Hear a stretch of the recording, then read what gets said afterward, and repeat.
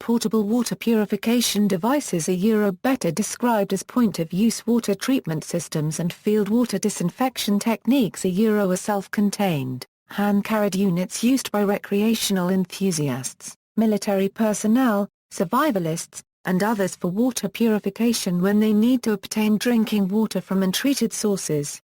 These personal devices and methods attempt to render water potable. Techniques include heat, filtration, activated charcoal absorption, chemical disinfection, ultraviolet purification, distillation, and flocculation.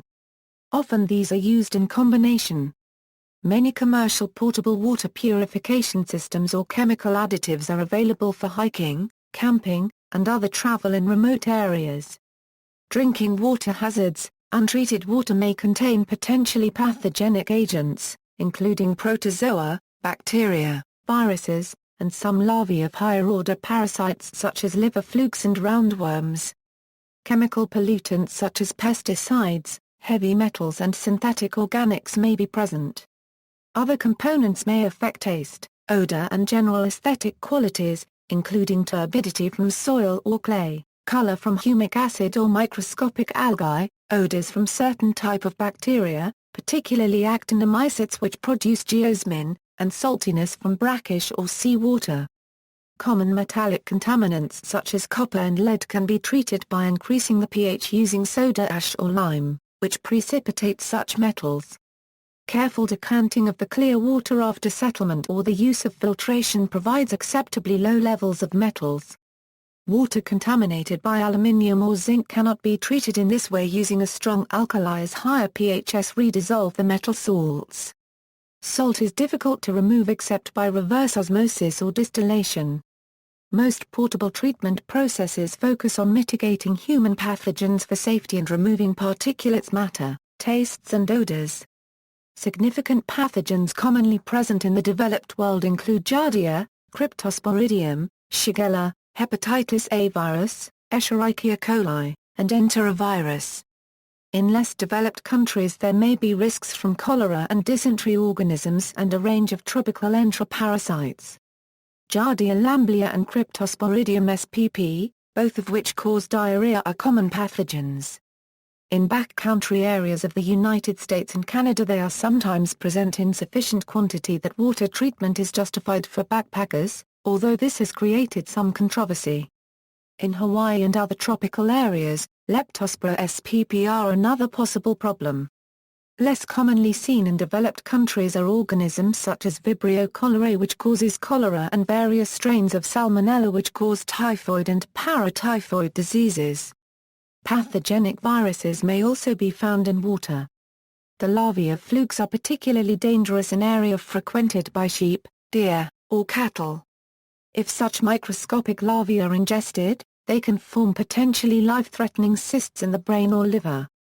This risk extends to plants grown in or near water including the commonly eaten watercress. In general, more human activity upstream the greater the potential for contamination from sewage effluent, surface runoff, or industrial pollutants. Groundwater pollution may occur from human activity or might be naturally occurring. Water collected as far upstream as possible above all known or anticipated risks of pollution poses the lowest risk of contamination and is best suited to portable treatment methods. Techniques. Not all techniques by themselves will mitigate all hazards. Although flocculation followed by filtration has been suggested as best practice, this is rarely practicable without the ability to carefully control pH and settling conditions. Ill-advised use of alum as a flocculant can lead to unacceptable levels of aluminium in the water so treated. If water is to be stored, halogens offer extended protection. Heat kills disease-causing microorganisms, with higher temperatures and/or duration required for some pathogens. Sterilization of water is not necessary to make water safe to drink. One only needs to render harmless enteric pathogens. Boiling does not remove most pollutants and has the potential to concentrate toxins if extended over significant periods. Boiling does not leave any residual protection. The WHO states bringing water to rolling boil then naturally cooling is sufficient to inactivate pathogenic bacteria, Viruses and protozoa. The CDC recommends a rolling boil for 1 minute. At high elevations, though, the boiling point of water drops. At altitudes greater than 6,562 feet, boiling should continue for 3 minutes.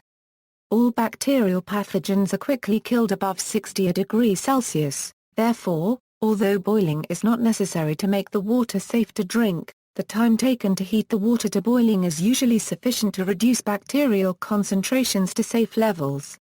Encysted protozoan pathogens may require higher temperatures to remove any risk. Boiling is not always necessary nor sometimes enough.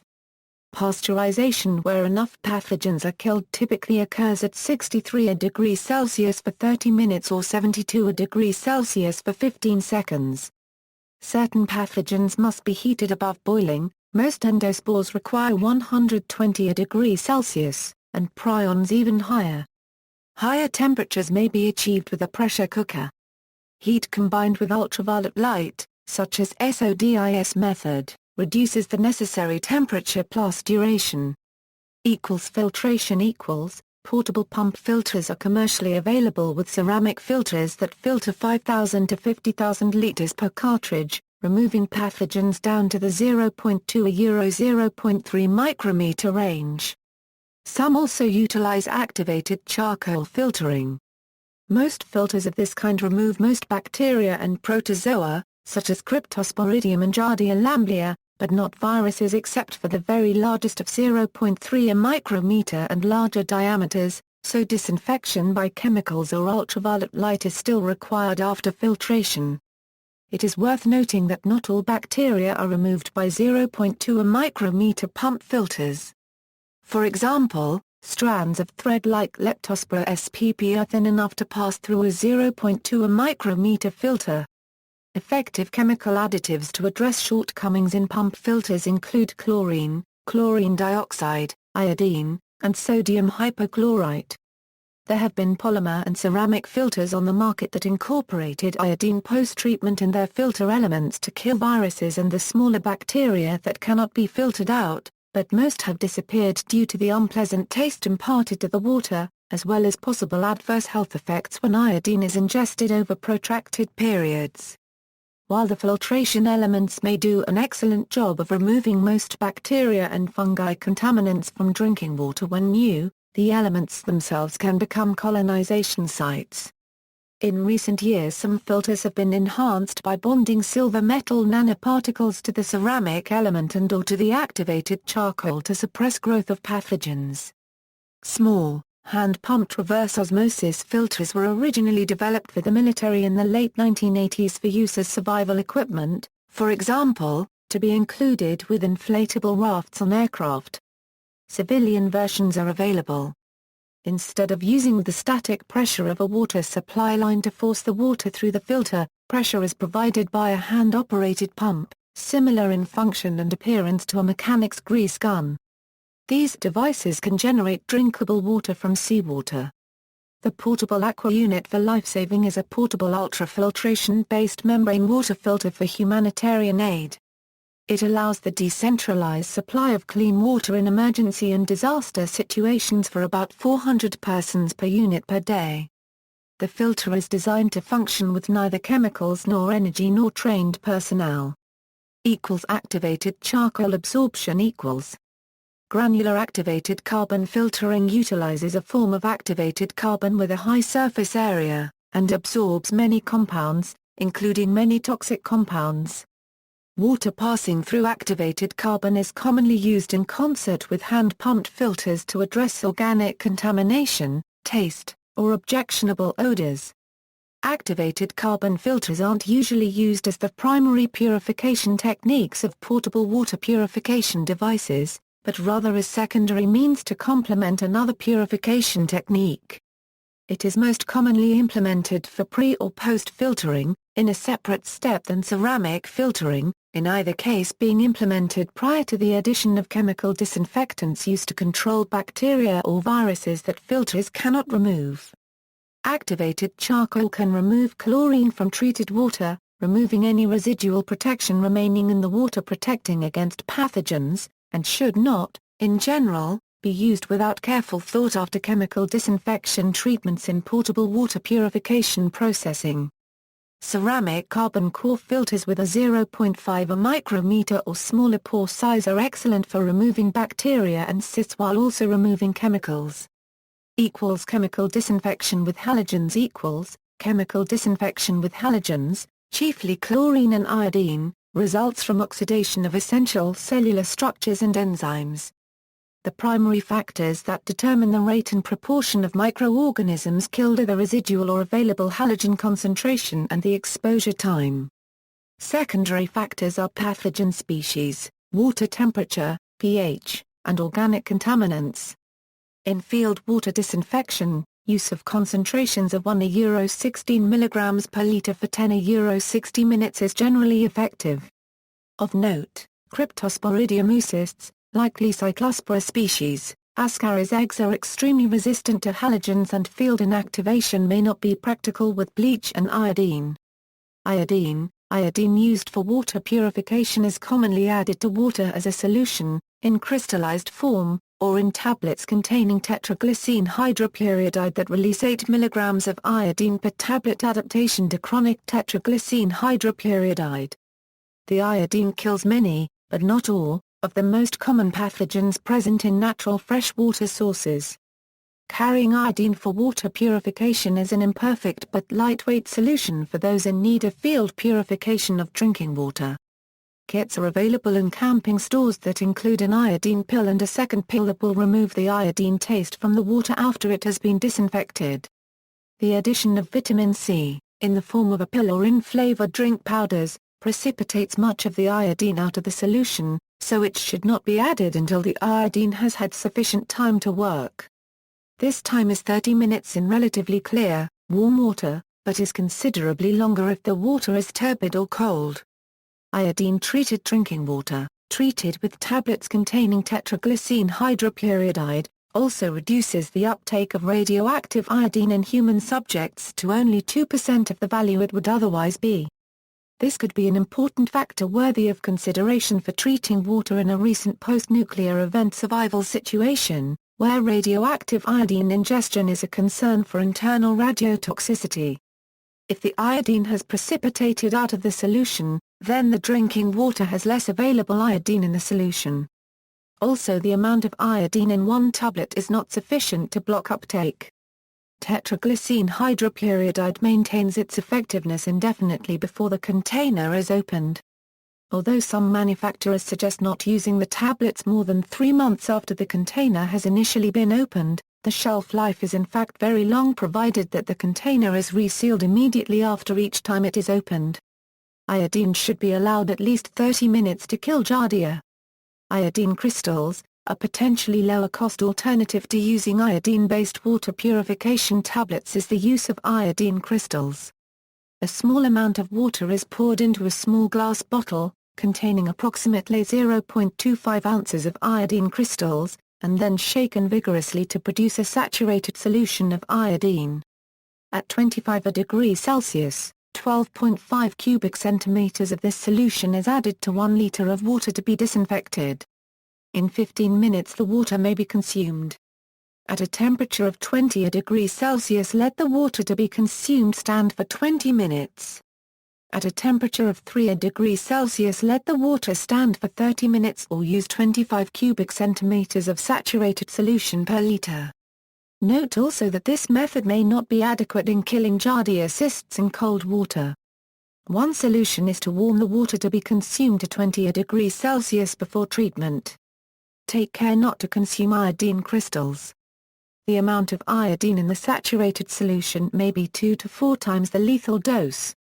Care must be taken to prevent the small glass bottle of iodine crystals covered with water from freezing in cold climates.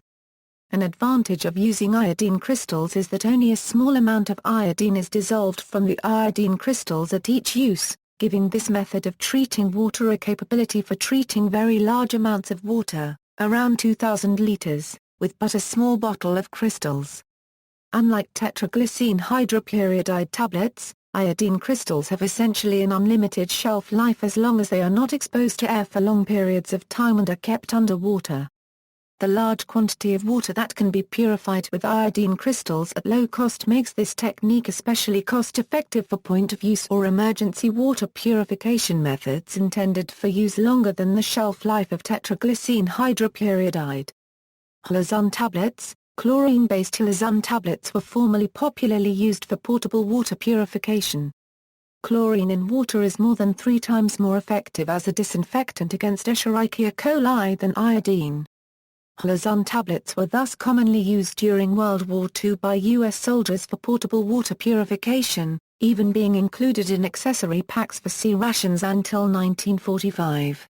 The primary limitation of Ozone tablets was the very short usable life of opened bottles, typically 3 days or less, unlike iodine-based tablets which have a usable open bottle life of 3 months.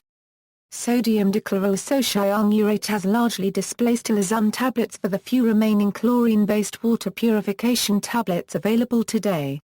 It is compressed with effervescent salts, usually adipic acid and sodium bicarbonate, to form rapidly dissolving tablets, diluted to 10 parts per million. Available chlorine when drinking water is mildly contaminated and 20 ppm when visibly contaminated.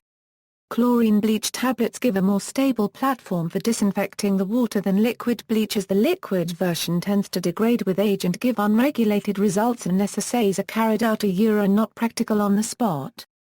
Still, despite chlorine-based Ozone tablets falling from favor for portable water purification, chlorine-based bleach may nonetheless safely be used for short-term emergency water disinfection. 2 drops of unscented 5% bleach can be added per liter or quart of clear water, then allowed to stand covered for 30 to 60 minutes. After this treatment, the water may be left open to reduce the chlorine smell and taste. Guidelines are available online for effective emergency use of bleach to render unsafe water potable. 1, 2. The Centers for Disease Control and Prevention and Population Services International promote a similar product as part of their safe water system strategy. The product is sold in developing countries under local brand names specifically for the purpose of disinfecting drinking water. Bleach. Common bleach including calcium hypochlorite and sodium hypochlorite are common, well-researched, low-cost oxiders. The EPA recommends 2 drops of 8.25% sodium hypochlorite solution mixed per 1 quart per liter water and let stand 30 minutes. 2 drops of 5% solution also suffices. Double the amount of bleach if the water is cloudy, colored, or very cold.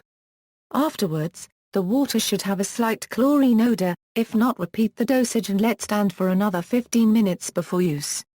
Neither chlorine nor iodine alone is considered completely effective against Cryptosporidium, although they are partially effective against Giardia. Chlorine is considered slightly better against the latter.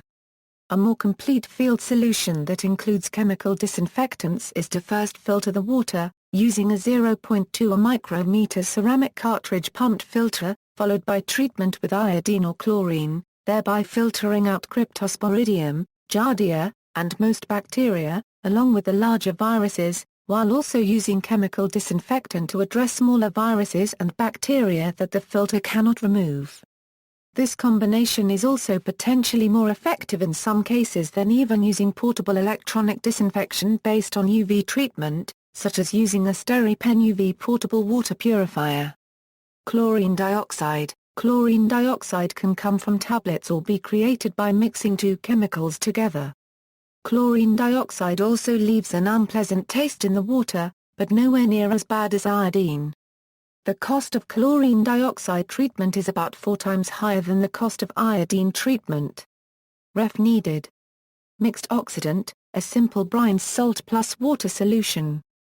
In an electrolytic reaction produces a powerful mixed oxidant disinfectant and some peroxide, ozone, chlorine dioxide, to inactivate viruses, bacteria, Giardia and Cryptosporidium, killing 99.9% of all organisms without the need to filter. Miox is considered stronger than chlorine. Chlorine tablets, sodium dichloroisocyanurate or troclosan sodium, more commonly shortened as NADCC, is a form of chlorine used for disinfection. It is used by all major NGOs such as UNICEF to treat water in emergencies, and widely by social marketing organizations for household water treatment where household sources of water may not be safe. NADCC tablets are available in a range of concentrations to treat differing volumes of water to give the World Health Organization's recommended 5 ppm available chlorine. They are effervescent tablets allowing the tablet to dissolve in a matter of minutes. Other chemical disinfection additives. Silver ion tablets, an alternative to iodine-based preparations in some usage scenarios are silver ion chlorine dioxide-based tablets or droplets. These solutions may disinfect water more effectively than iodine-based techniques while leaving hardly any noticeable taste in the water in some usage scenarios. Silver ion chlorine dioxide-based disinfecting agents will kill Cryptosporidium and Giardia, if utilized correctly. The primary disadvantage of silver ion chlorine dioxide-based techniques is the long purification times. Another concern is the possible deposition and accumulation of silver compounds in various body tissues leading to a rare condition called argyria that results in a permanent, disfiguring, bluish-gray pigmentation of the skin, eyes, and mucous membranes. Hydrogen peroxide. One recent study has found that the wild salmonella which would reproduce quickly during subsequent dark storage of solar disinfected water could be controlled by the addition of just 10 parts per million of hydrogen peroxide. Ultraviolet purification. Ultraviolet light induces the formation of covalent linkages on DNA and thereby prevents microbes from reproducing. Without reproduction, the microbes become far less dangerous. Germicidal UVC light in the short wavelength range of 100 to 280 nanometers acts on thymine, one of the 4 base nucleotides in DNA. When a germicidal UV photon is absorbed by a thymine molecule that is adjacent to another thymine within the DNA strand, a covalent bond or dimer between the molecules is created. This thymine dimer prevents enzymes from reading the DNA and copying it, thus neutering the microbe. Still, there are limits to this technology. Water turbidity must be low, such that the water is clear, for UV purification to work well, thus a pre-filter step might be necessary. A concern with UV portable water purification is that some pathogens are hundreds of times less sensitive to UV light than others.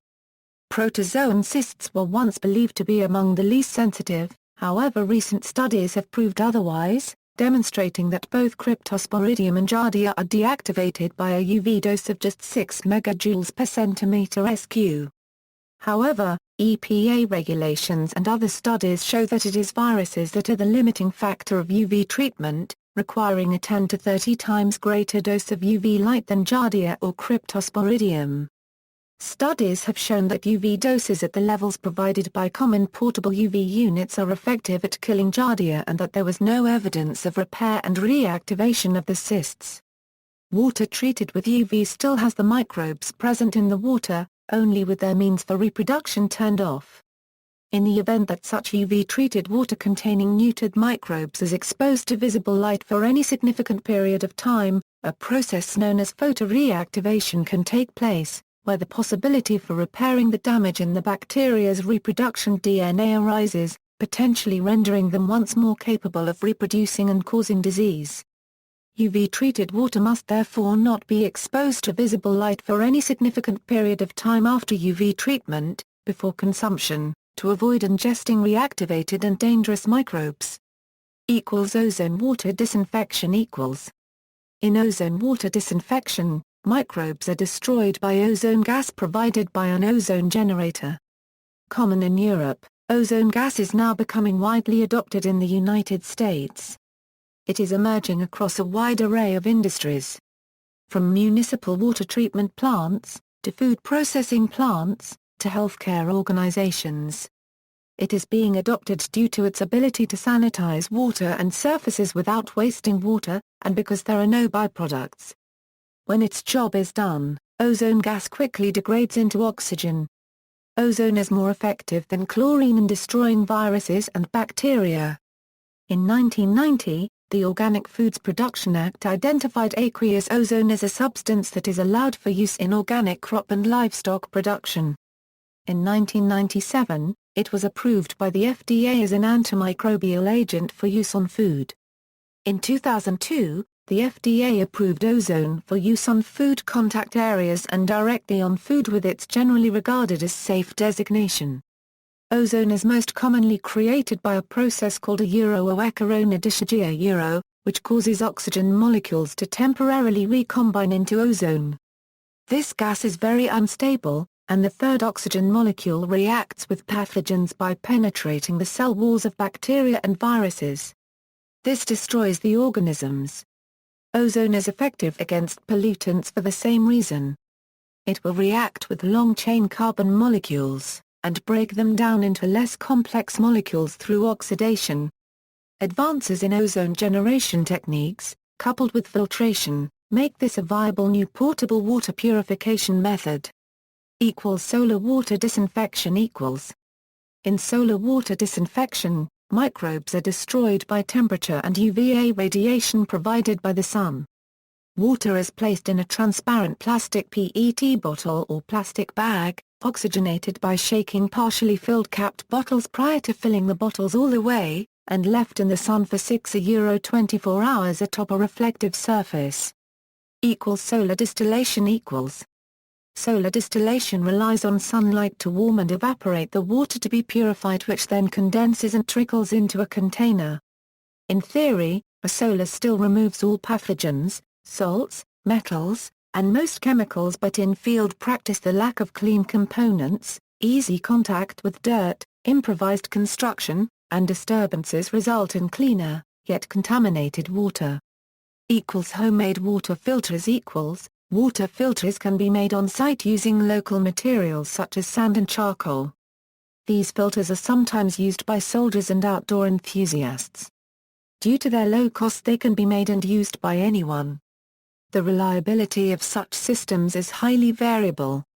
Such filters can do little, if anything, to mitigate germs and other harmful constituents, and can give a false sense of security that the water so produced is potable. Water processed through an improvised filter should undergo secondary processing such as boiling to render it safe for consumption. Prevention of water contamination. Human disease illness usually come from other humans, thus human-derived materials should be kept far away from water sources. For example, bury human waste well away from water sources to reduce contamination. In some wilderness areas it is recommended that all waste be packed up and carted out to a properly designated disposal point. See also, desalination, traveler's diarrhea, water quality, wilderness-acquired diarrhea, ceramic water filter. References. External links, Household water treatment knowledge on CAWST website.